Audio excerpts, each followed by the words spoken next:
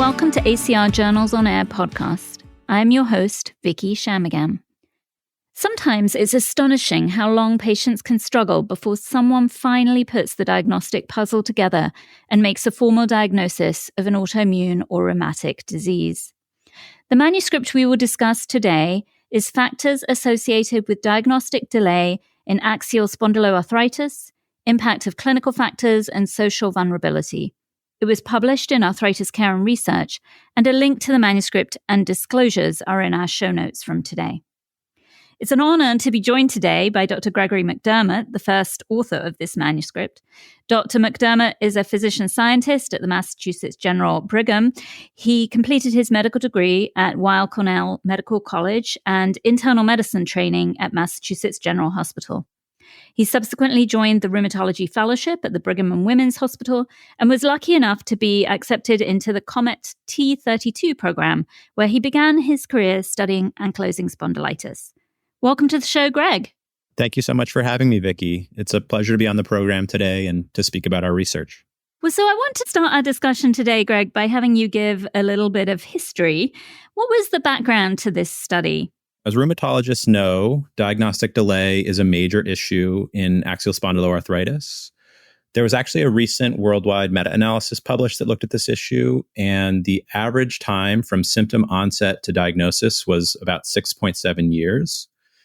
And that's a big problem, obviously, because patients are having symptoms during that time that are untreated, but also there's been some suggestion from other research in AxSpA and clinical trials that suggests that a longer diagnostic delay is actually associated with worse response to treatment, more accumulation of damage, disability, and things like that related to the disease. The reasons for that are not fully understood, but I think one of the key components that everybody recognizes is that AxSpA, or axial spondyloarthritis, makes up only a small percentage of patients with low back pain. As you know, low back pain is one of the most common, if not the most common reason why, or concern that adults may bring to their physicians. So it's a little bit like finding a needle in a haystack to identify these people who have an inflammatory cause of low back pain. So one of the main objectives of this study was to understand if there are factors, demographic, clinical, as well as socioeconomic factors that might be contributing to or associated with this diagnostic delay. What was your hypothesis as you began this work? Going back to that needle in the haystack problem, we felt that patients that have extra musculoskeletal and peripheral musculoskeletal disease manifestations that are associated with AxSpA, such as having uveitis or peripheral arthritis and psoriasis, we thought that those patients would have a shorter delay. That having those other manifestations would kind of raise the red flags of their providers, and they would get appropriately referred to rheumatology quicker. In contrast to people who just had low back pain, who maybe saw physical therapy and pain medicine, orthopedics, perhaps they got hung up more in the medical system before working their way to a rheumatologist and getting the appropriate diagnosis. The other main hypothesis that we were looking at was looking at an association between diagnostic delay and area level socioeconomic status.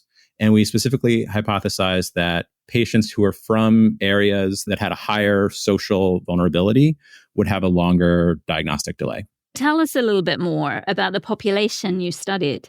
Yeah, so we investigated these hypotheses using electronic health records from the Mass General Brigham healthcare system.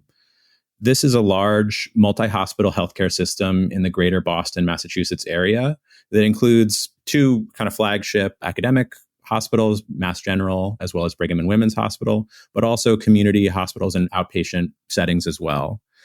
I ended up using a cohort that some of my co-authors had previously established that identified people in this healthcare system who had multiple ICD codes for axial spondyloarthritis and also an imaging report mention of terms that are associated with axial spondyloarthritis, like syndesmophytes and ankylosis. And then we specifically looked at patients in this cohort who were diagnosed initially with AxSpA in our healthcare system. And the reason we did that is because I found as I was chart reviewing these patients that if people were diagnosed outside of our system, usually the first note would come in and they would say, oh, so-and-so has been diagnosed with axial spondyloarthritis for 10 years, but it didn't tell us really how long the delay was before they were diagnosed. Whereas when people were initially diagnosed, we could more readily, more easily determine what that diagnostic delay was. And you studied the period from 1990 to 2021. So that's quite a big chunk of history. How did you dig back through all those records? You mentioned chart review. Was this like a manual process, or did you use computer models to help you? As I mentioned, some of the essential preliminary work was already done by some of my co-authors. That was specifically identifying patients in the electronic health records who had those ICD codes for axial spondyloarthritis, and the imaging report mentions of those key terms. And that's all done electronically. We have a really nice and robust system for kind of querying the records and identifying those patients. But the actual review of the patient charts, determining who was diagnosed in our system and what the duration of delay was, that was all done manually through chart review. It was a lot of chart review. But I do like to joke with my colleagues that I've now read all of their notes or many of their notes, and I know who takes the best histories as a result. I actually think there's something to be said for that in terms of a learning experience as a fellow. I started my career doing much the same thing, although during my time, it really was paper charts. So I remember spending many nights and weekends sitting in the chart room, pulling out paper charts from the bookshelf. Yeah, it was a nice lesson in kind of how care has evolved over time, how notes have evolved over time. So there's some learning involved as well, for sure. There's a lot to be said for that. And to any fellow who wants to do this, it's actually a very worthwhile use of time. So let's get back to the diagnostic delay question. How did you actually classify diagnostic delay? We ended up defining the duration of diagnostic delay as the time from symptom onset to receiving the diagnosis of axial spondyloarthritis. And this was determined usually through the duration of symptoms that patients reported to their rheumatologist at the time of diagnosis. So thankfully, rheumatologists in general are really good at taking nice histories and writing decently detailed notes where the duration of symptoms is one of the key elements that we document. Occasionally, I would use some other notes from perhaps the referring physician. So for example, if people went to their primary care doctor and said, oh, I've been having a year of back pain, a year or 2 years of back pain, whatever it was, and then got referred to rheumatology. And then a couple months later, they had the rheumatology visit. You could see the time that had elapsed and confirm the duration of symptoms. So one of the challenges is that that's all patient reported. There's no way, I think, without a time machine to go back and really understand exactly when the symptoms occurred. We have to rely on what the patients tell us, but that's universally true across the entire cohort. Mm-hmm. And tell us a bit more about the extraskeletal manifestations. So the uveitis, the peripheral arthritis, how do you assess those? And I guess you were reliant on the patient seeing a provider for those manifestations within your same health system. We actually assessed for that using a couple of different methods, different screens, I would say.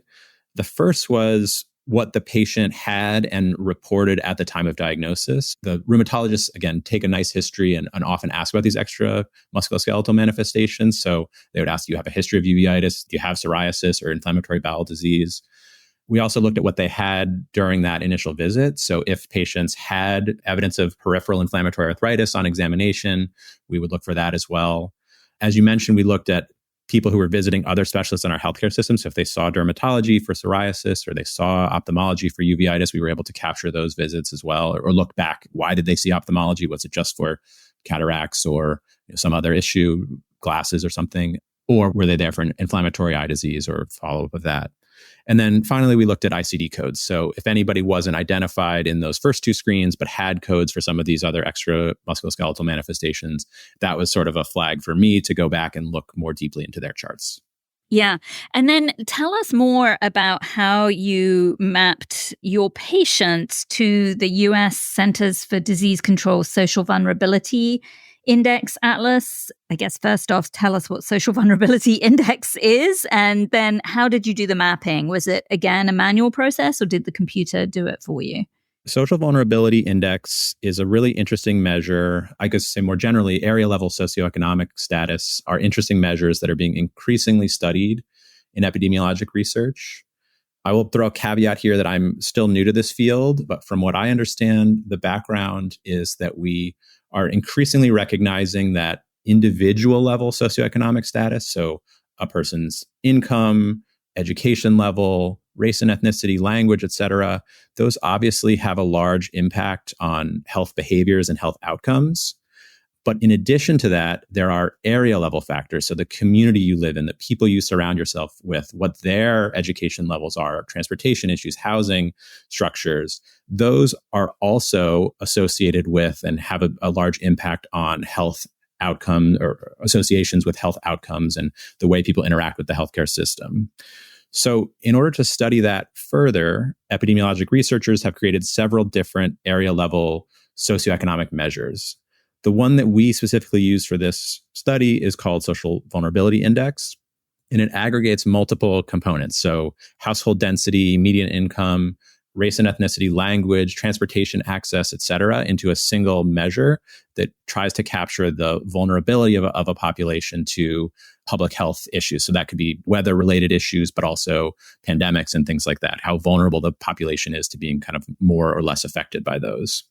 The data for that are derived from US Census data, and the CDC kind of aggregates it, calculates it, and then releases an atlas that gives a social vulnerability index score for each census tract throughout the entire country. So what we do is we map the patient's address to their census tract, which is an area within the census that's kind of lumped together. It's much smaller than a zip code. And we then reference that census tract to the SVI atlas to determine what the SVI is for that census tract. This is all done via geographic software. So I was really fortunate to work with a couple of colleagues of mine who are real experts in this field, and they helped me with some of the logistics, but it's all done through, you basically input the patient's address, and then the software maps that to the census tract and then references the atlas and kind of just gives you a single variable for each patient. Wow. Amazing. Tell us a little bit about what you found. How many patients did you have who were diagnosed with ankylosing spondylitis during the study period? And what can you tell us about their background characteristics? So we ultimately identified 554 patients with axial spondyloarthritis. So it included both ankylosing spondylitis as well as non-radiographic axial spondyloarthritis. And those people all had their initial diagnosis made in our system by a rheumatologist, and again, in our healthcare system. I'll just highlight that that's a small fraction of all the patients that we see in our system, but we ended up excluding patients who were diagnosed before the advent or the adoption of the electronic health records in our system, and also patients who were referred from outside of our system or came for second opinion, again, just because it was much harder to determine their duration of delay. So we wanted to just universally include just the people who were diagnosed in our system. We could see that initial note. Overall, I think it was a pretty typical axial spondyloarthritis cohort. The majority of the patients, about 65%, were men. The median age at diagnosis was 38 years old, which is perhaps slightly older than some other cohorts, but kind of in line with this younger onset of inflammatory back pain. And then because of our catchment area of our healthcare system, the majority were white race and had private insurance as well. And on average in that cohort, what was the diagnostic delay? The mean diagnostic delay in our cohort was 6.8 years, which is really consistent with that 6.7 years that was seen in the recent worldwide meta-analysis.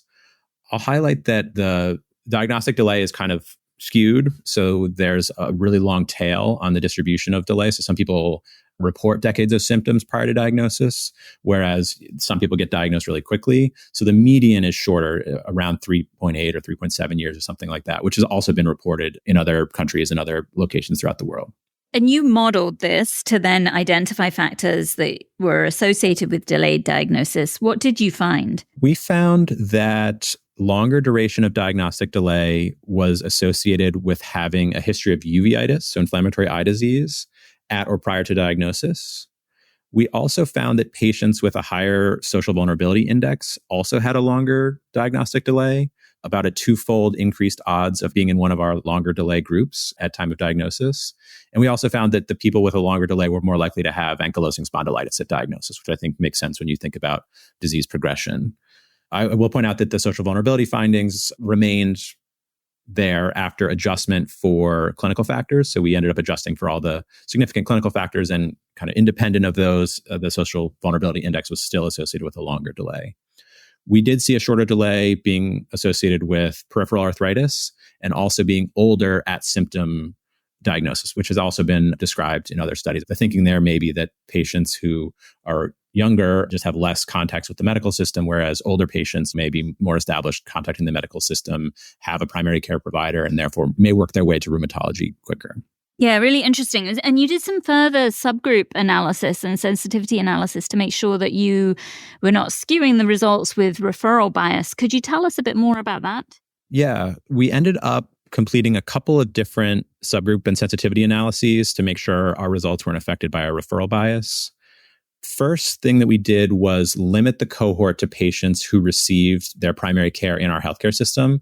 We wanted to exclude people who were referred in just for specialty or rheumatology care, thinking that those patients may either be, it's hard to know, they might be on either side of the spectrum. They might be more severe disease with more manifestations, and then they get referred to an academic center sooner, or it could be the opposite where people have more subtle findings and take longer for them to get diagnosed. So anyway, we wanted to just level the playing field and look at people who were kind of in our healthcare system for all of their care. And when we did that, when we limited it to that cohort, which was about 60% of the whole cohort, we ended up seeing really similar findings overall with respect to the uveitis and social vulnerability index. So it didn't seem like referral bias, at least as far as we could tell, was explaining the findings that we saw. We also did a couple of sensitivity analyses looking at linear regression versus ordinal logistic regression. And that was basically just to show that the findings were kind of robust with different biostatistical methods. And again, we saw similar findings when using those different approaches. And your hospital is obviously a major teaching hospital in Boston, a relatively affluent area, a large referral area, but pretty good transportation networks, lots of physicians per capita. Are your results generalizable across the US and to other regions of the world, do you think? Well, I guess I agree that generalizability is always a concern in a study that's performed in a single healthcare system such as ours. I will say that I think that several of our key findings are actually supported by observations that other researchers have made in other countries and in other contexts. So, for example, several recent studies have demonstrated a high prevalence of undiagnosed axial spondyloarthritis among patients who were seen in ophthalmology clinics with uveitis. Again, this wasn't our a priori hypothesis, but perhaps more subtle axial spondyloarthritis back pain symptoms somehow associate with uveitis, where some of the other extra musculoskeletal symptoms are associated with a kind of more severe back pain or more severe back symptoms. That's just a hypothesis and not something we directly investigated, but it was interesting to see that there was this finding of a lot of undiagnosed AxSpA in the uveitis clinics. I'm also aware of some other studies, for example, a study from Italy that looked at certain occupations and how certain occupations were associated with longer or shorter delay to diagnosis in axial spondyloarthritis. I think they demonstrated that patients who worked in manual labor had a longer delay in diagnosis, and perhaps that's related to the occupation. People writing off their symptoms is related to their work. But I think there's been some hints of these kind of socioeconomic impacts. I think there's been other studies. I know there's been other studies as well looking at increased levels of disability and things like that in patients who have a longer delay to diagnosis. So I think that there's been hints of these findings that suggest that I think that they will generalize to areas that are not just our single healthcare system. I also think you're getting at an important larger point, which is that if the delay is still 6.8 years for patients on average in Boston, where we have tremendous medical resources, tons of rheumatologists, good transportation access to the hospitals, et cetera, I'm worried that the problem of diagnostic delay in AxSpA could perhaps be worse in other parts of the country, other parts of the world that have more limited resources.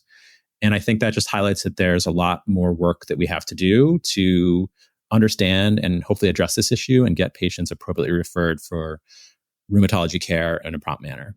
Yeah, so true. I'm going to ask you a kind of follow-up question to that. I'm interested to know, did you see longer diagnostic delay when you compared men and women, or was it pretty similar between men and women? Sex did not end up being statistically significantly associated with differences in delay. I think the big caveat about that is we only capture the people who ended up getting diagnosed. So there's the possibility that where there's this whole population of people who are just undiagnosed, and it's possible, again, the majority of our cohort was men. It's possible there's a lot of women who don't even get diagnosed at all, and we don't really even see them in our study. So in our study, there was no major differences based on sex, but that's an area that I think requires more investigation. Yeah, no, that's really interesting.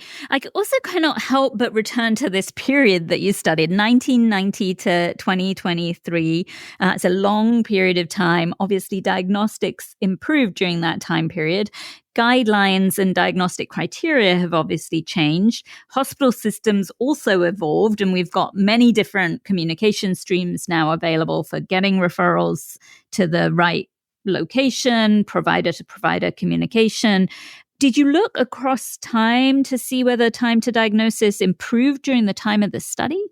So that's a great question. As you mentioned, because of the recognition of this important issue, this diagnostic delay in axial spondyloarthritis, the ASAS guidelines were updated, revised in 2009 in order to try to help facilitate earlier diagnosis. And that involved the use of MRI as part of the classification criteria, as well as HLA-B27 testing in the right context with symptoms as ways you could get classified. And again, classification criteria, I'm sure you've discussed many times, are not diagnostic criteria, but I think it helps frame things for providers. So we were certainly interested in that question of if things are getting better over time. Unfortunately, in our study, we did not see a significant improvement or difference in the proportion of patients that were in the long delay group over time. So we looked before and after 2010, thinking, it might take a year or so for those guidelines to trickle down and be thought about and adopted kind of more broadly. And there was really no difference. The calendar year in which you were diagnosed did not impact the duration of delay. I will say that, unfortunately, a lack of improvement in this issue has also been reported and described in other countries, including Great Britain. I think they looked at a study looking at by decade if the duration of delay has gone down, and they have not seen an improvement there yet. So again, a lot of work still to be done in this area. I think that brings us back to this topic of history and why it's really important to learn from history, right? Yes, absolutely. So I'm going to shift gears now and talk more about history because you recently graduated from fellowship. You're a new junior physician scientist, but you didn't start out in medicine. You originally actually studied history. How has that background helped you, both as a physician and as a scientist? That's right. Yeah. So I was a history major as an undergraduate and ended up doing a post-baccalaureate pre-medical program prior to going to medical school. I guess I hope it doesn't sound too cliche to say this, but I think that there's a reason that we call meeting a patient for the first time and talking to them and getting their story, taking a history. And I would like to say that probably had some influence on why I ended up in a specialty like rheumatology, where the history and the physical are so integral to our diagnostic process and our specialty in general. I think more generally, the history major and a liberal arts education in general was, I think, super helpful in my career. And I think about it on a daily basis, just particularly the focus on writing skills and I think critical thinking approaches has been really helpful to my career as a scientist so far. And during your training, you were lucky enough to be accepted into the COMET T32 program. Tell us about that program and how that impacted your career growth. Well, during my second year of rheumatology fellowship, I was very fortunate to be part of the COMET T32 program. COMET T32 is an NIH-funded training program that provides research support for pre- and postdoctoral research fellows. COMET is the name of that particular grant, and that's led by Jeff Katz, who was my main mentor on this project, as well as Elena Lucina, who are at Brigham and Women's Hospital. And for me, particularly, the grant helped to support my research time during my research years of fellowship, as well as some of my MPH coursework that I completed during fellowship. And overall, having the opportunity to work with Jeff and Elena and launch my research career, to bring some of these questions in this research project to my professors doing public health school was really, really fantastic training, just in kind of the theory and the didactics, but also the practice of actually getting the research accomplished. And do you think your history background also helped in this part of your research career?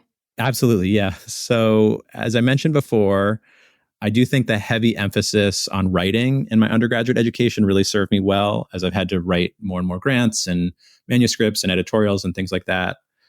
I hope this doesn't sound too weird. I also think that there's a lot of parallels between history research and medical research. I had to write 2 undergraduate theses in college, and they were both about American political history. And one of them in particular involved reading a lot of old newspaper articles from the 1850s which were stored on microfilm. So I would go down into the bowels of the library and get a roll of microfilm and kind of scroll through these old newspapers. And I know that probably doesn't sound particularly glamorous, and it didn't really feel glamorous at the time either to just manually review all of these newspaper articles. But it's kind of, I think, a little bit like digging through old electronic health records in rheumatology. It doesn't really feel glamorous or look glamorous at the time. But if you're doing that work, I think with interesting questions in mind, with a mind open to learning from the past and trying to make some new insights about that, I think that it can have an important impact. And I think that appreciation for that process was something that I gained through my history background as well. Yeah, I think that's really good advice. You touched earlier on some mentors who've touched your career. Would you mind telling us a little bit more about the mentorship you've had along the way? Yeah, definitely. I'm very fortunate to work in a division with many experienced clinician researchers who've been really, really fantastic, incredibly helpful, guiding me through the early parts of my research career, helping me advise me on projects, but also thinking about research trajectory and clinical projects going forward. I'd like to specifically mention Jeff Katz, who again was the kind of primary mentor on this study, as well as Jeff Sparks and Kat Liao, who are also mentoring me in some other research projects, specifically in RA and genetics. So I've been really, really fortunate to be where I am and to have the T32s to support me and to have some fantastic mentors. Absolutely. I'm going to put you on the spot now as a historian.